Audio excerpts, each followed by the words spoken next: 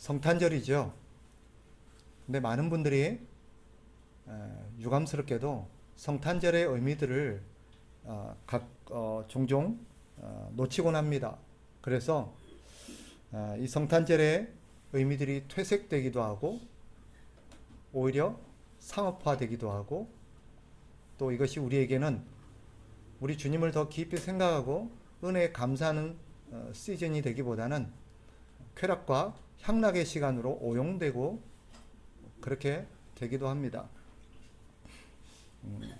매년 우리가 이 시즌만 되면 같은 어떤 생각들을 공유하면서 또 이렇게 우리가 다시 주님의 오심을 생각하곤 합니다.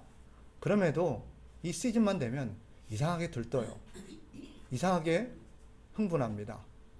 그리고는 주님과 관계없는 여러 가지 계획들과 파티와 즐거움들을 기획하죠.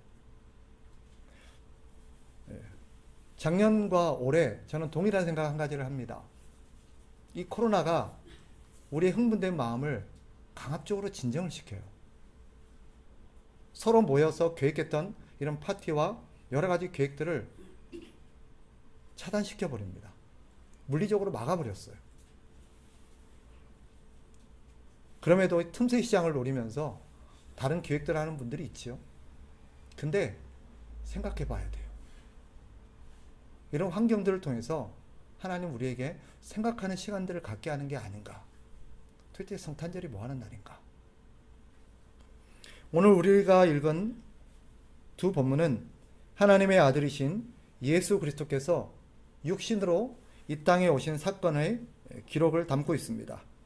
누가는 예수 그리스도께서 오신 사건을 역사적으로 기록하고 있죠. 반면 요한은 역사적인 기록 대신 그 사건이 갖는 의미를 해석합니다.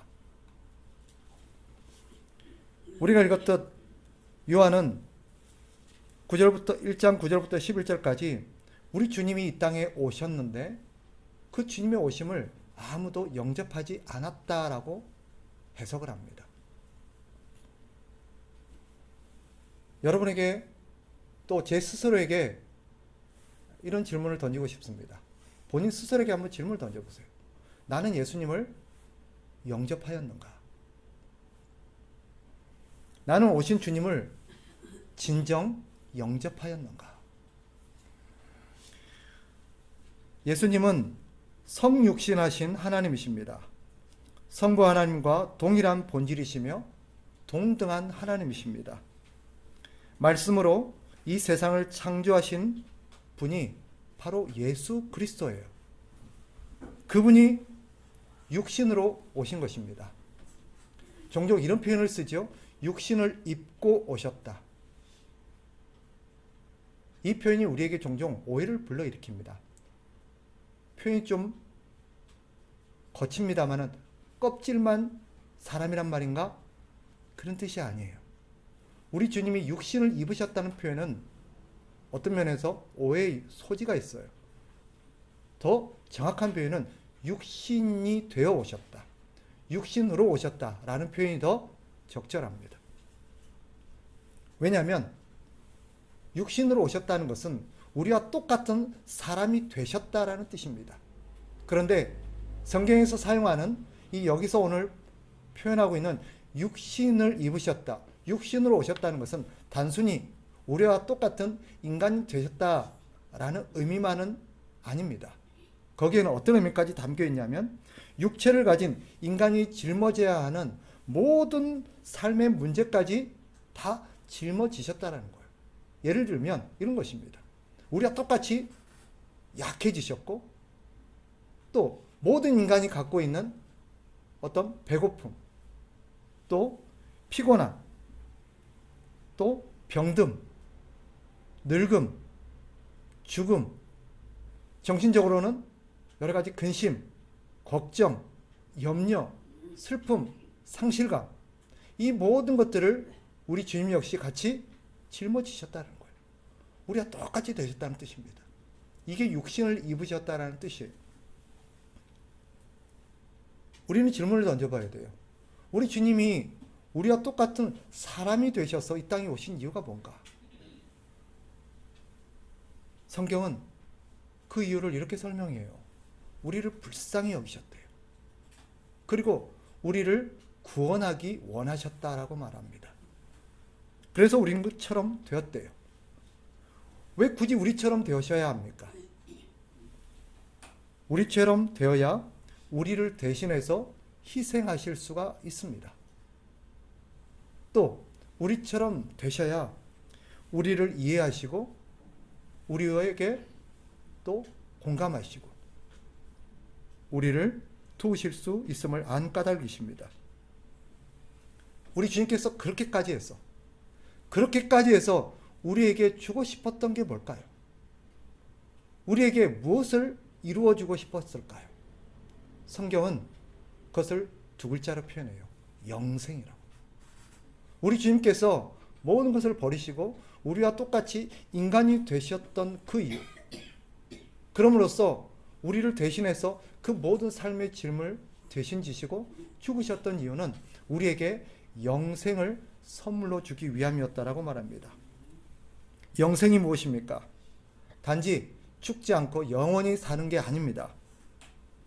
육체를 가진 인간이 짊어진 모든 문제들, 앞서 말씀드린 것처럼 약함과 배고픔과 병듦과 늙음, 죽음, 슬픔, 근심, 걱정, 염려, 두려움, 이 모든 것으로부터 우리를 구원하셔서 이 모든 것이 없는 완전하고도 또 가득한 상태, 이것을 우리에게 선물해 주기 원하셨다는 거예요. 이 모든 인간이 짊어진 삶의 문제를 해결하심으로써 우리에게 완벽한 복의 상태를 누리게 해주고 싶으셔서 우리 주님이 오셨다는 것입니다. 이런 상태, 이런 모든 것이 완벽하게 해결되어지고 모든 것으로부터 완전해진 상태를 뭐라고 말하냐면 샬롬이라고 말해요. 평안이라고 말합니다. 그래서 우리 주님은 우리에게 샬롬을 주시기 위해서 오신 것입니다. 그래서 우리 주님에게 붙어있는 별칭 하나가 뭐예요? 평화의 왕입니다. 살렘 왕이라고 표현해되죠. 살렘 왕, 곧 평화의 왕이요 평강의 왕이라는 말은 무슨 말이냐면 단순히 하나님과 우리 사이를 화목하게 할 뿐만 아니라 인간과 인간의 사이를 화목하게 하고 더 나아가서 우리 인간의 삶에 드리워진 모든 문제로부터 우리를 구원받은 상태, 그래서 완벽한 그 모든 것이 없는 상태, 완전한 상태가 샬롬입니다. 주님은 이것을 우리에게 가져다 주신 거예요.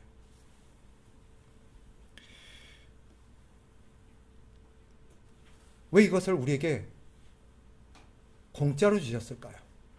선물로 주셨을까요? 그것은 이것이 너무 값싸서가 아닙니다. 너무 값이 비싸기 때문입니다. 너무 비싸서 우리 인간의 힘으로는 도무지 이 값을 치를 수가 없고 이것을 우리가 마련할 수가 없기 때문이에요. 우리 주님은 그 큰 대가를 지불하실 만큼 사랑이 크십니다. 더 놀라운 게 뭔지 아세요? 주님은 그런 사랑을 우리에게 베푸시고도 후회하지 않으십니다.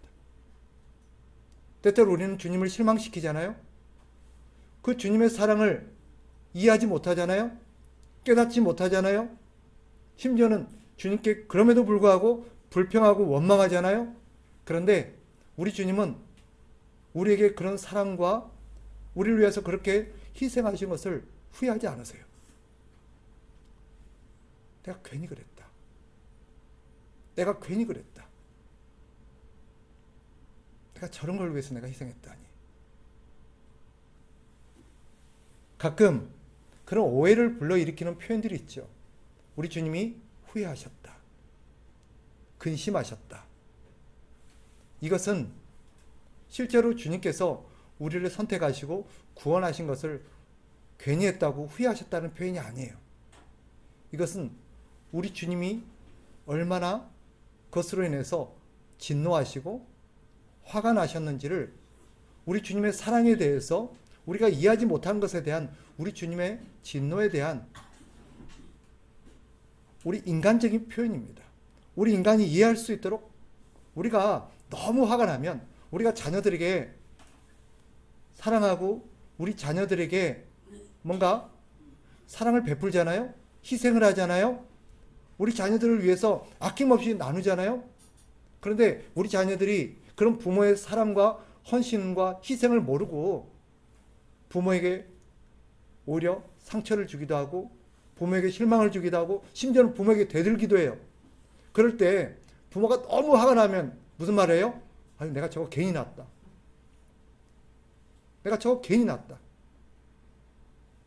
그런 말 하잖아요. 그러나 그건 무슨 말이에요? 진짜로 전 생애를 통틀어서 저 아이를 낳은 것을 내가 진심으로 후회하고 그런 표현이 아니잖아요. 너무 화가 난다는 표현이잖아요. 그런 것과 같아요. 우리 주님은 실제로 우리를 선택하고 우리를 자녀 삼으신 것, 그래서 우리를 위하여 이 땅에 오셔서 우리를 모든 것을 내주신 것을 주님은 후회하지 않으세요. 부모도 그런데 하물며 우리 주님이시겠습니까? 우리 주님의 사랑은 그토록 크십니다. 그런데 오늘 성경을 보면 뭐라 그래요? 사람들은 그런 주님을 영접하지 않았다고 말합니다.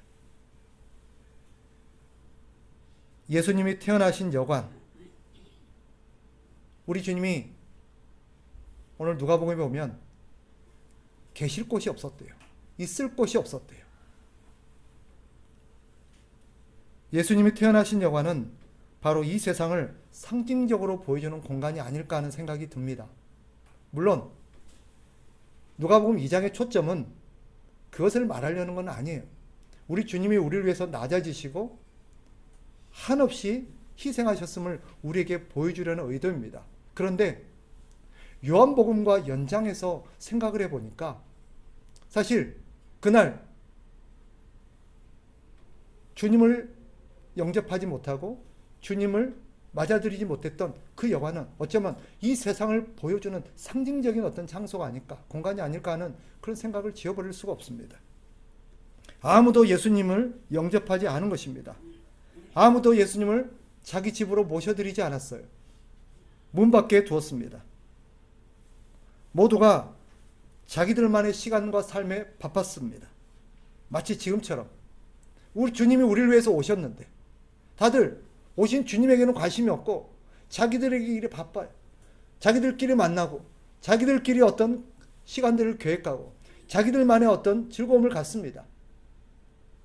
그리고 그 주님께는 아무도 관심을 기울이지 않아요.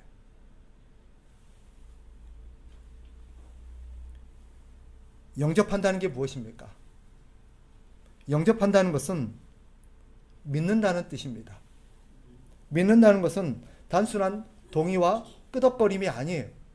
우리 주님의 어떤 존재와 주님의 어떤 역사와 주님의 사역에 대해서 단순한 지적인 동의가 아닙니다. 예수님을 신뢰하고 그분께 우리의 삶을 맡기고 의지하는 것을 말해요. 이게 믿음이요. 이게 본문에서 말하고 있는 영접입니다. 요한계시록 3장은 이렇게 표현합니다. 우리가 잘 아는 표현이에요. 계시록 3장 20절에 이렇게 말합니다. 볼지어다 내가 문 밖에 서서 두드리노니 누구든지 내 음성을 듣고 문을 열면 내가 그에게로 들어가 그와 더불어 먹고 그는 나와 더불어 먹으리라. 이것을 요한은 사람들에게 예수님을 영접한다는 게 뭔지를 우리에게 쉽게 이해를 시키고자 그 주님을 자기의 집으로 모셔드리는 것으로 우리에게 지금 비유적으로 설명합니다. 영접이 뭐래요? 집 안으로 모셔드리는 거예요. 우리 집으로 모셔드리는 거예요. 우리 주님이 우리와 함께 동거하시고 함께 사시기 위해서 문 밖에서 문을 두드릴 때 문을 열고 그 주님을 집으로 모셔드리는 것입니다. 어떤 이들은 예수님을 맞아들이되 그저 집의 한 구석만을 내어드린 이들도 있습니다. 영접이라는 것은요, 단순히 집의 한 귀퉁이를 내어드리고 거기에 주님이 기거하시도록 하는 게 아니에요. 성경이 말하는 영접은 무엇입니까? 모든 공간을 내어드리고 모든 것들을 주님과 함께 하는 것이요. 그 모든 집의 삶의 원리를 주님의 원리를 따르는 것입니다. 그분께 결정권을 드리고 그분의 결정대로 따르는 것. 이게 성경이 말하는 영접이에요. 우리의 신앙생활이라는 것은 그런 것입니다. 우리의 삶에, 우리 인생에 주님을 맞아들이는 거죠. 우리의 삶의 한 영역과 한 시간을, 한 부분을 할애하는 게 아닙니다. 모든 시간, 모든 영역을 그분께 내어드리고 그분과 함께 하는 것이고 그분의 원리를 따르는 것입니다. 그분의 의견을 따르는 거예요. 그분의 결정을 따르는 것입니다. 그분께 묻고 그분의 결정을 따르는 삶. 이것이 영접하는 삶이요. 이것이 바로 성경은 신앙생활이다라고 표현합니다. 우리는 신앙생활에 대해서 많이들 오해해요. 신앙생활이 무엇입니까? 라고 말한다면 언뜻 머릿속에 떠오르는 게 뭐예요? 주일날 교회 가는 것, 예배 드리는 것, 또 우리가 규정하는 몇 가지 활동을 하는 것, 이런 것들을 신앙생활로 생각합니다. 그 신앙생활을 우리의 가정과 직장과 학교와 기타 여러 사회 생활에 연결시키지 못해요.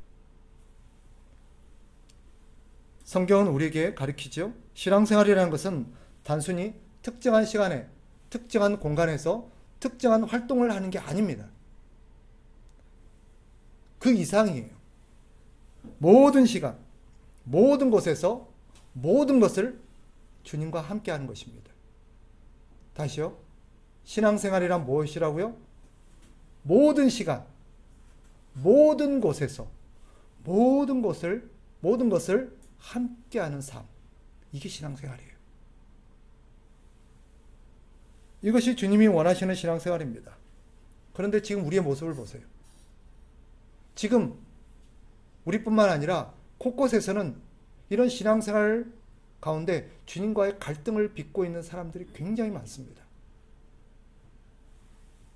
어떤 이들은 주님이 문 밖에서 계속해서 두드리시고 들어오려고 하시는데 문을 안 열어주고 버티고 있는 사람들이 많아요. 자기 생활로 못 들어오게 해요. 안 받아들여요.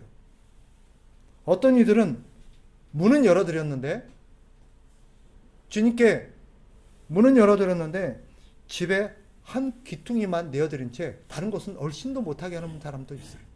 거기까지. 거기서 나오지 마세요. 딱 거기까지. 여기는 간섭하지 마세요. 여기는 우리가 알아서 할게요. 여기는 신경 쓰지 마세요. 어떤 이들은 모든 영역을 하나님 앞에 내어드리긴 했어요. 그런데 여전히 주님과 충돌해요. 자신의 옛 습관, 옛 고집, 옛 습성을 꺾지 못해서 매사에 주님과 충돌합니다. 그래서 주님과 매일 갈등해요.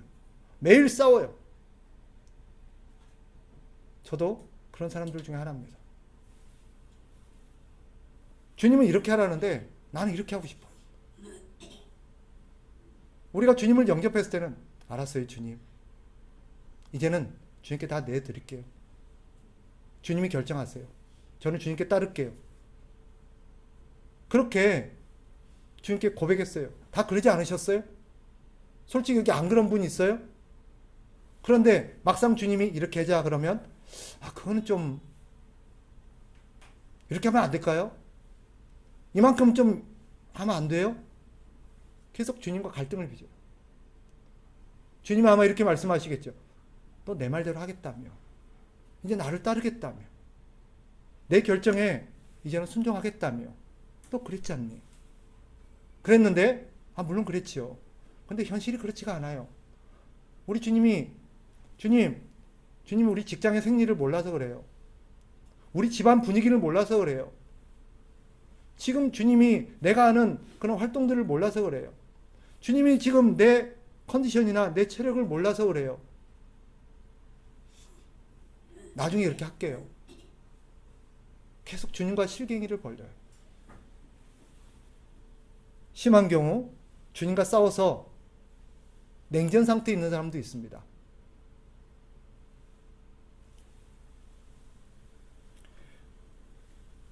여러분 어떠세요? 신앙생활은 주님과 동거하는 삶이요, 동행하는 삶입니다. 어디서부터 시작해야 될까요? 어떻게 시작해야 되겠습니까? 많은 분들이 이런 얘기를 하면 묻습니다. 그럼 어떻게 해야 되죠? 어디서부터 시작해야 되죠? 어떻게 해야 돼요? 분명한 것은 한꺼번에 모든 것을 완벽하게 할 수는 없습니다. 시행착오도 있을 수 있고 갈등도 있을 수 있어요.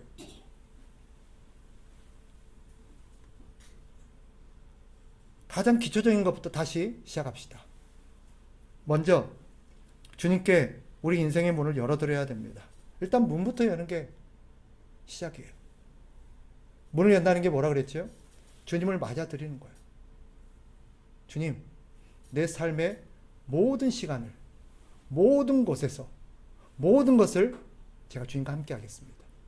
그리고 주님의 결정에 따르겠습니다. 이것이 문을 여는 거예요. 그런 다음 저는 일단 주일부터 시작했으면 좋겠습니다. 물론 이것은 단계적인 의미가 아니라 동시다발적인 의미지만 이해를 돕기 위해서 제가 그렇게 표현하는 것입니다. 주일부터 시작합시다. 주일은 우리가 하나님과 보내기로 한 가장 기본적인 시간입니다. 그런데 주일의 가장 큰 의미는 내가 주님을 위해서 특별한 활동을 한다는 게 아닙니다. 주일의 가장 큰 의의는 내가 주님께 귀를 기울이고 주님의 의견을 듣고 주님의 가르침을 받는 거예요. 그럼으로써 뭐 하는 거죠? 그 주님의 가르침에 따라서 내 삶을 새롭게 점검하고 새롭게 계획을 세우고 새롭게 방향을 정하는 거예요.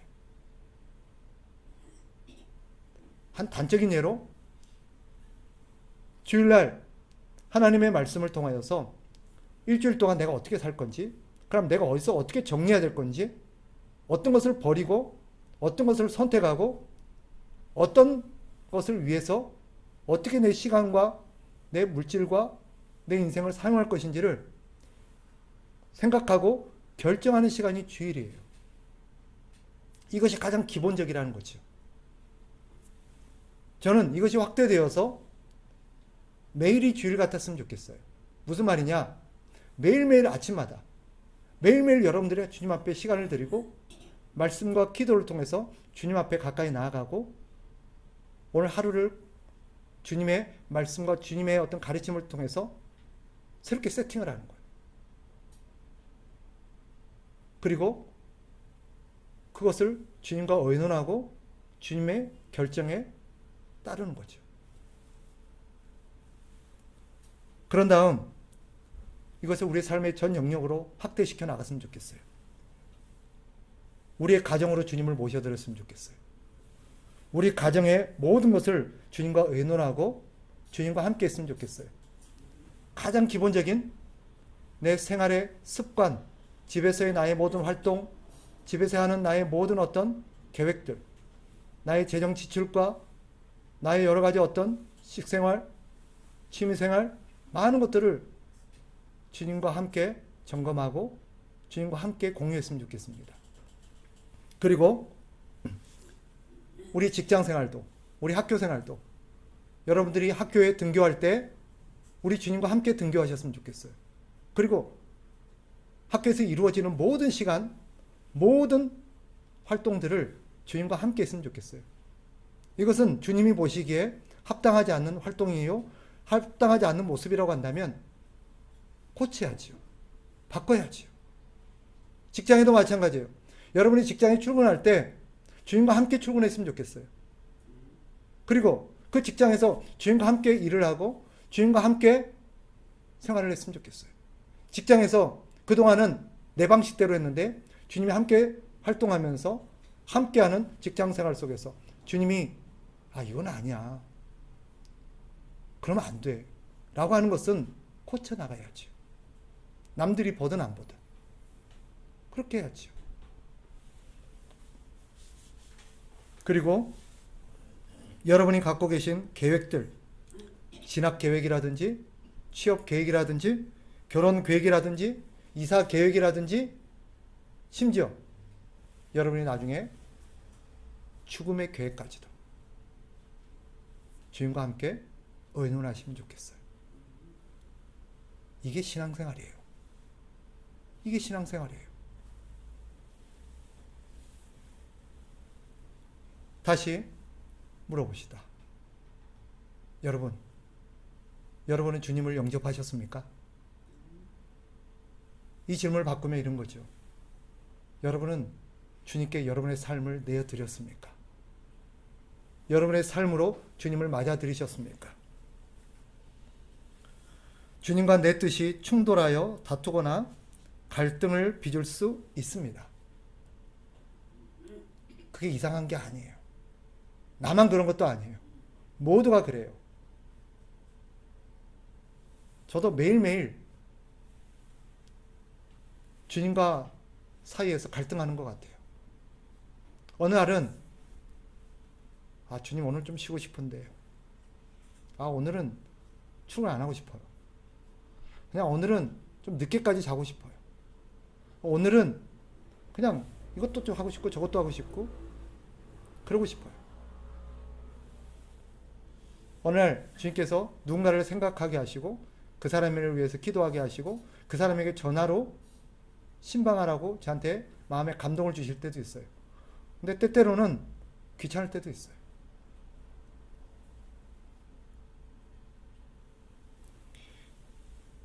어떤 부분은 주님께 내어드리기가 아주 고통스러운 부분도 있습니다. 은밀하고 부끄럽고 또 뭔가 당당하지 못한 그런 삶의 영역들이 분명히 있어요. 그런 부분들은 문을 꼭 걸어 잠그고 자물쇠를 꼭꼭 채우고 주님께 절대 열지 말라고, 이 부분만큼은 주님이 들여다보지 말라고 그러고 싶은 부분이 분명히 있습니다. 왜냐? 주님이 분명 그걸 보시면 반대하실 거니까. 주님이 분명 그걸 보시면 당장 그거 정리하라고, 당장 그 문제 내다 버리라고, 당장 그거 끊어버리라고 하실 게 분명하니까. 꼭꼭 숨겨둔 채 주님께 오픈하지 못하는 영역들이 분명히 있죠. 부정직, 부도덕, 불경건, 불의. 그런데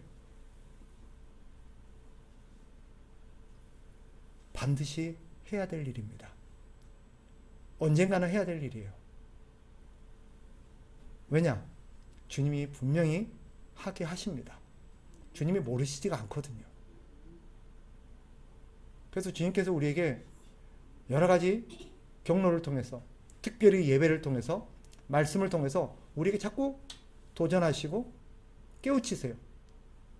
근데 우리는 자꾸 미루지요. 핑계를 대지요. 주님과 합의를 보려고 그래요. 절대 주님은 용납 안 하세요. 그래서 계속 우리에게 푸시하죠. 언제까지? 할 때까지. 근데 우리 주님의 푸시가 강도가 점점 세져요.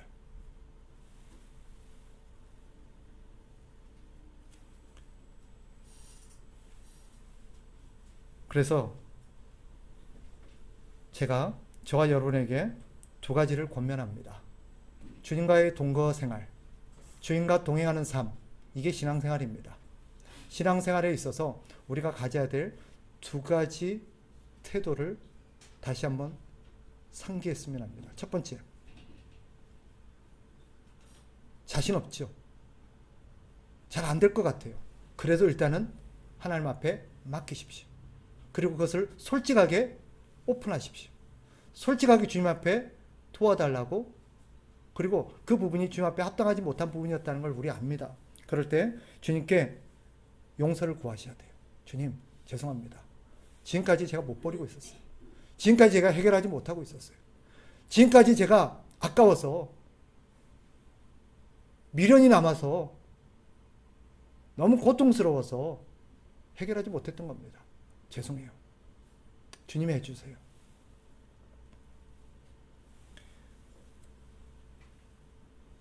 하나님께서는 결코 포기하지 않으세요. 하다가 우리가 또 실패할 수 있습니다. 또 막상 그랬다가도 나중에 마음이 바뀔 수도 있어요. 주님이 내다 버린 걸 또 할 수도 있어요. 근데 기억하십시오. 주님은 절대 우리를 실망하거나 포기하지 않으세요. 실망한 건 우리예요. 낙심한 건 우리예요. 포기한 건 우리예요. 주님은 다시 우리가 힘을 얻어서 다시 그것을 할 수 있도록 우리에게 계속해서 기다려 주시고 용기를 북돋아 주시고 함께 하십니다. 이 사실을 놓치지 마세요. 그래서 다시 또다시 도전하세요. 몇 번까지요? 70번씩 7번이라도 도전하십시오. 두 번째,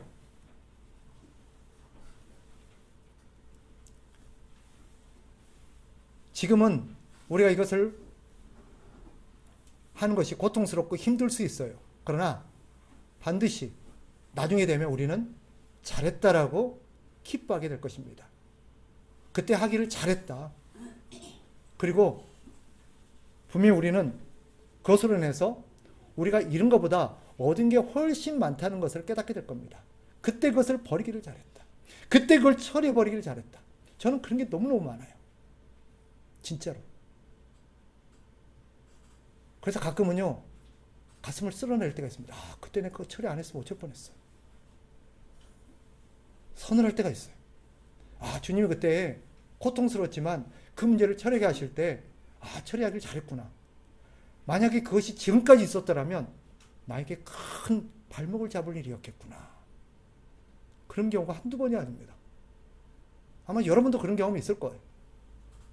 장담합니다. 지금 주님께서 버리라고 하시고 처리하고 하신 거, 지금은 고통스럽고 지금은 손해가 보는 것 같고 지금은 내가 그것 때문에 너무 힘들 것 같지만 나중에요, 아, 잘했구나. 이것 때문에 내가 더 주님께 큰 것을 얻게 되는구나. 이것을 위해서 이러라고 우리 주님께서 그때 우리에게 밀어붙이셔서 그 문제를 해결하게 하셨구나. 그리고 우리 주님이 반드시 우리를 칭찬해 주십니다. 그러니까 여러분, 다시 한번 우리의 삶이 주님을 모셔드리고 주님과 동거하고 동행하는 삶을 다시금 우리가 시작하시길 원하고, 또 용기를 내셔서 안 되는 부분들을 주 앞에 오픈하시기를 원합니다. 우리 주님이 그것을 위해서 오셨어요. 그것을 위해서 오셨어요. 성탄절이죠. 성탄절은 우리 주님이 우리를 위해서 어떤 결정을 하시고 어떤 희생을 하시고 어떻게 우리에게 오셨는가를 상기시켜주는 날이에요. 주님이 우리를 위해서 우리를 영생을 얻도록, 우리가 잘 되도록, 우리가 행복하도록, 우리가 성공하도록 모든 것을 버리시고 온 날이에요. 우리가 버리는 것은요, 우리를 위해서예요. 주님을 위해서가 아닙니다, 사실.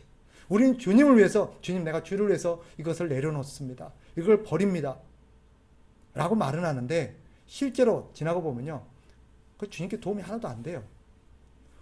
우리가 그런 것은 결국은 우리를 위해서인 거예요. 이걸 믿으셔야 돼요. 그래서 주님이 우리를 위해서 어떤 희생과 어떤 사랑으로 우리에게 오셨는가 하는 것을 다시금 생각하여서 우리는 신앙생활에 새롭게 우리가 신발끈을 동여매야 되고요. 옷 매무새를 새롭게 해야 될 날이 성탄절입니다. 나를 위해서 주님께서 어떤 결정을 하셨는데 여전히 내가 문을 꼭꼭 걸어 잠그고 주님의 삶을 차단하고 이래서 되겠는가? 어떤 면에서 주님이 오신 날이 연말로 기념한 것은 참 다행스러운 것 같아요. 그래서 오늘을 시작으로 해서 새해는 새로운 신앙의 결단을 할 수 있는 그런 날이 될 수 있을 것 같아요.